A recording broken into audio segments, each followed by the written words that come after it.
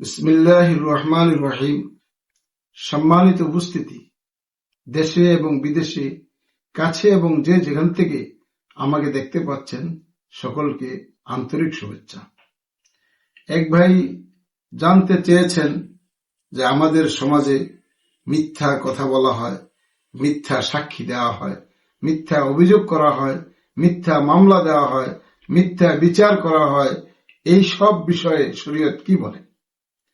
সম্মানিত উপস্থিতি, প্রথম কথা হলো মিথ্যা কথা বলা কবিরা গুনাহ, মিথ্যা অভিযোগ দেওয়া কবিরা গুনাহ, মিথ্যা সাক্ষী দেওয়া কবিরা গুনাহ, মিথ্যা মামলা করা কবিরা গুনাহ, মিথ্যা মামলার সাক্ষী হওয়া কবিরা গুনাহ এবং মিথ্যা বিচার আদালতের রায় এটাও কবিরা গুনাহ।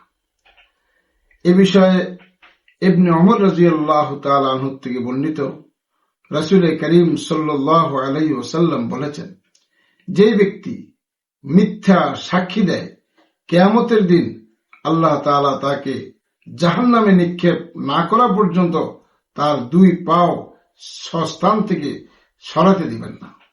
সম্মানিত উপস্থিতি, সূরা আন-নিসা 135 নম্বর আয়াতে আল্লাহ তাআলা মুমিনদেরকে বলেছেন যে তোমরা সুবিচারের উপর প্রতিষ্ঠিত থাকো, যদিও সেই বিচার তোমার পিতা, মাতা, সন্তান, আত্মীয় স্বজনের বিরুদ্ধে যায়, তারপরেও তুমি তোমার সুবিচার, সঠিক সিদ্ধান্তের উপর অবিচল থাকো।